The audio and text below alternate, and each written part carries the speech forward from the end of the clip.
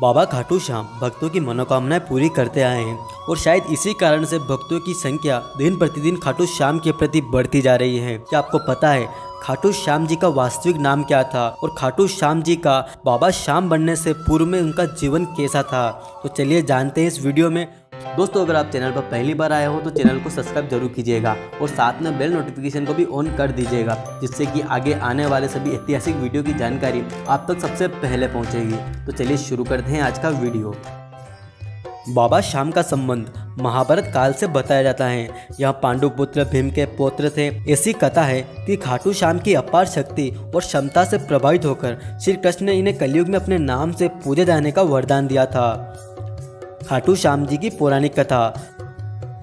लाक्षागृह की घटना में प्राण बचाकर वन वन भटकते पांडवों की मुलाकात हिडिंबा नामक राक्षसी से हुई। यह भीम को पति के रूप में प्राप्त करना चाहती थी। माता कुंती की आज्ञा से भीम और हिडिंबा का विवाह हुआ, जिससे घटोत्कच नाम का एक बालक हुआ। घटोत्कच का पुत्र हुआ बर्बरिक, जो अपने पिता से भी शक्तिशाली और मायावी था।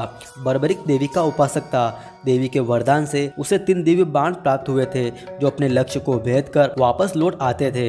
इसी की वजह से बर्बरिक अजय हो गया था। महाभारत के युद्ध के दौरान बर्बरिक युद्ध देखने के इरादे से कुरुक्षेत्र आ रहा था। श्री कृष्ण जानते थे कि अगर बर्बरिक युद्ध में शामिल हुआ तो परिणाम पांडवों के विरुद्ध होगा। बर्बरिक को रोकने के लिए श्री कृष्ण गरीब ब्राह्मण बनकर बर्बरिक के सामने आए। अनजान बनते हुए श्री कृष्ण ने बर्बरिक से पूछा कि तुम कौन हो और कुरुक्षेत्र क्यों जा रहे हो? जवाब में बर्बरिक ने बताया कि वह एक दानी योद्धा है, जो अपने एक बाण से ही महाभारत युद्ध का निर्णय कर सकता है। श्री कृष्ण ने उसकी परीक्षा लेनी चाहिए, तो उसने एक बाण चलाया, जिसे पीपल के पेड़ के सारे पत्तों में छेद हो गए। एक पत्ता श्री कृष्ण के पैर के नीचे था, इसलिए बाण पैर के ऊपर आकर ठहर गया। श्री कृष्ण बर्बरिक की क्षमता से हैरान थे और किसी भी तरह से उन्हें युद्ध में भाग लेने से रोकना चाहते थे। इसलिए श्री कृष्ण ने बर्बरिक से कहा कि तुम तो बड़े पराक्रमी हो, मुझ गरीब को कुछ दान नहीं दोगे? बर्बरिक ने जब दान मांगने के लिए कहा तो श्री कृष्ण ने बर्बरिक से अपना शीश मांग लिया।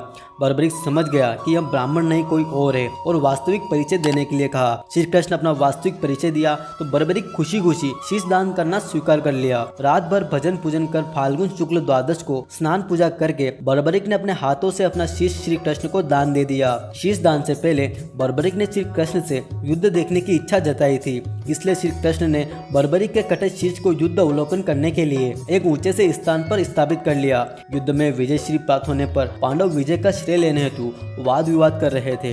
तभी श्री कृष्ण ने कहा कि इसका निर्णय बर्बरिक का शीश ही कर सकता है। बर्बरिक के शीश ने बताया कि युद्ध में श्री कृष्ण का सुदर्शन चक्र चल रहा था, जिससे कटे हुए वृक्ष की तरह योद्धा रणभूमि में गिर रहे थे। द्रौपदी महाकाली के रूप में रक्तपान कर रही थी। श्री कृष्ण ने प्रसन्न होकर बर्बरिक के उसे कटे हुए सिर को वरदान दिया कि कलयुग में तुम मेरे श्याम के नाम से पूजे जाओगे। तुम्हारे स्मरण मात्र से ही भक्तों का कल्याण होगा और धर्म अर्थ काम मोक्ष की प्राप्ति होगी।